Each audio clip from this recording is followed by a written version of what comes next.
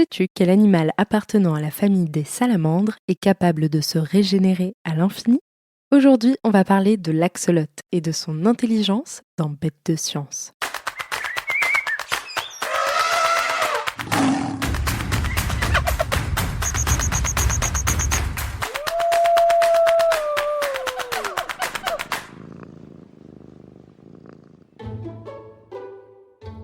Il y a des bouilles adorables, des tronches rigolotes, des figures étranges, et puis il y a la frimousse de l'axolote, qui combine un peu tout cela à la fois.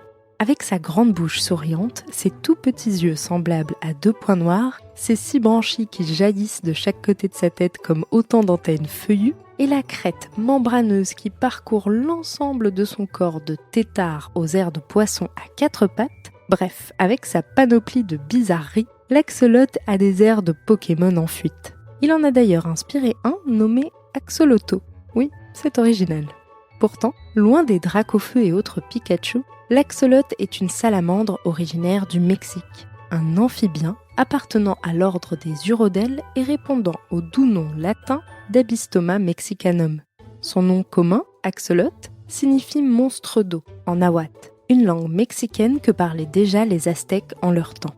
Je te laisse juger si tu le trouves monstrueux ou pas, mais en tout cas, c'est bien un animal aquatique. L'axolote évolue dans les lacs haut perchés du Mexique comme un poisson dans l'eau.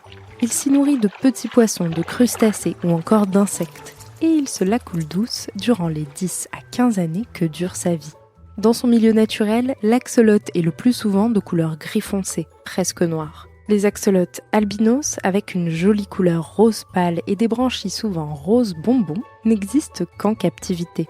Les aquariophiles, des humains qui aiment s'occuper de plantes et d'animaux aquatiques, se l'arrachent. Mais malheureusement, la vie en aquarium est loin d'être idéale pour notre petite bête, qui voit son espérance de vie réduite à 5 petites années dès lors qu'il évolue en captivité.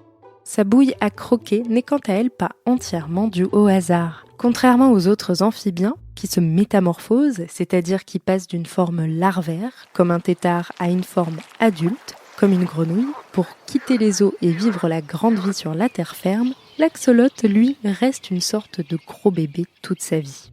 Ce phénomène est ce que l'on appelle la néoténie. L'axolote devient adulte, mais son corps ne se transforme pas en corps d'adulte. Il demeure à un stade de son développement que l'on qualifie de larvaire. Dans certaines conditions précises, s'il se trouve tout à coup hors de l'eau, face à des températures qui augmentent fortement ou au contact de certains produits chimiques, l'axolote peut alors se métamorphoser. Ses branchies s'atrophient, ses poumons se développent et il perd soudain ses super pouvoirs. Mais je ne t'en dis pas plus car nous y reviendrons plus tard. Cette jeunesse éternelle de l'axolote intéresse beaucoup les scientifiques. Il est tellement étudié qu'il est devenu ce que l'on appelle un modèle en biologie. C'est un organisme que l'on connaît bien et qui sert de référence pour toutes sortes d'études. En dépit de l'intérêt qu'il suscite, l'axolote est en péril. Lui qui pullulait à l'ère aztèque a vu son habitat se réduire à cause de l'extension des villes et de la pollution due aux activités humaines. Il en resterait aujourd'hui à peu près 1000 à l'état sauvage, ce qui en fait une espèce en danger critique d'extinction. Pourtant, sous ses airs de dragon aquatique, l'axolote possède des pouvoirs extraordinaires qui fascinent l'ensemble de la communauté scientifique. Pour les découvrir, nous partons à la rencontre d'Ashley Ménard, du côté de l'université de Zurich. Elle s'apprête à nous guider sur un terrain inconnu. Alors, n'oublie pas ta boussole, nous partons explorer les méandres du cerveau de l'axolote.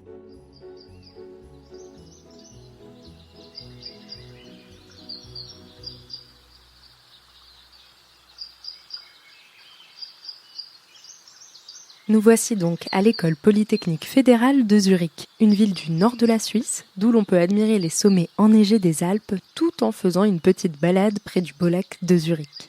Ashley Ménard travaille ici même et y étudie le développement biologique des organismes. Alors l'axolote et ses super-pouvoirs, c'est pour elle, comme pour bon nombre de scientifiques dans son domaine, un sujet d'étude absolument fascinant. Comme tu le sais déjà, l'axolote reste en effet jeune toute sa vie durant, et pourrait donc nous en apprendre beaucoup sur un mécanisme biologique naturel que nous connaissons tous, le vieillissement. Mais il y a autre chose. En étudiant l'axolote, les scientifiques ont découvert qu'il était capable de se régénérer. Oui, l'axolote peut faire repousser une patte un œil, ses poumons ou son cœur. Un peu comme si on te coupait le bras et qu'au bout d'1 mois, un bras flambant neuf avait repoussé à la place. Pratique, n'est-ce pas ? À dire vrai, nous, humains, sommes également dotés de capacités de régénération. Nous régénérons régulièrement les cellules de notre peau ou celles de notre sang, par exemple. Ces cellules sont les composants de base de tout être vivant. Nous, humains, sommes pluricellulaires. Notre organisme est composé de billions, c'est-à-dire de milliers de milliards de cellules, invisibles à l'œil nu, qui ont des rôles différents et que nous pouvons donc régénérer quand c'est nécessaire. Je suis certaine qu'il t'est par exemple déjà arrivé de te couper, de voir une croûte se former à la surface de ta blessure avant que cette croûte ne disparaisse pour laisser apparaître une peau toute neuve. C'est là un bel exemple de régénération. Mais tu l'auras compris, à ce petit jeu, l'Axolot nous bat à plate couture. Ne t'en fais pas, Ashley Ménard est là pour nous livrer tous ses secrets. Elle et ses collègues ont en effet coupé une partie du cerveau d'un axolote. Puis ils ont attendu que le cerveau de l'axolote se mette à fabriquer de nouvelles cellules, parmi lesquelles des cellules dont tu as certainement déjà entendu parler, des neurones, ces cellules qui te permettent de penser, de voir, de parler ou encore de bouger. Pour suivre l'évolution de la situation, les chercheurs ont utilisé des marqueurs qui permettaient de colorer les cellules du cerveau de l'axolote en fonction du rôle qu'elles jouaient et au fur et à mesure qu'elles se développaient. Les images qu'ils ont obtenues ressemblaient alors à des constellations de points colorés, verts, rouges, bleus, agglutinés entre eux.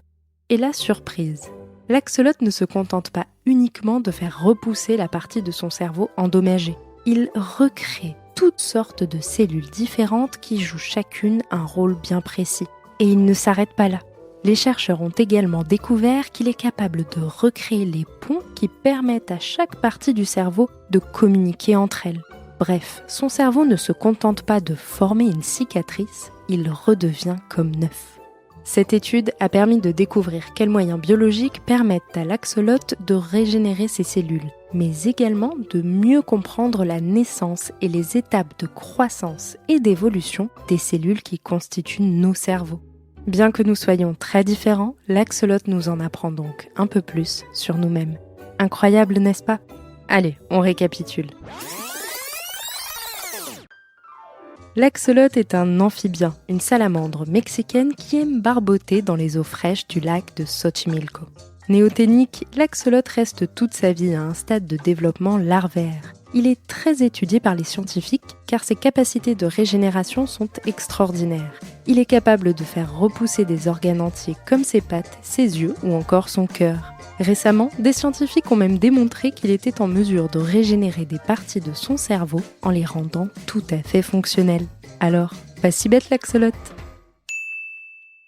C'est la fin de cet épisode de Bête de Science. Si ce podcast te plaît, tu peux en parler à tes copains pour qu'ils le découvrent aussi et t'abonner pour en apprendre toujours plus sur l'intelligence fascinante des animaux.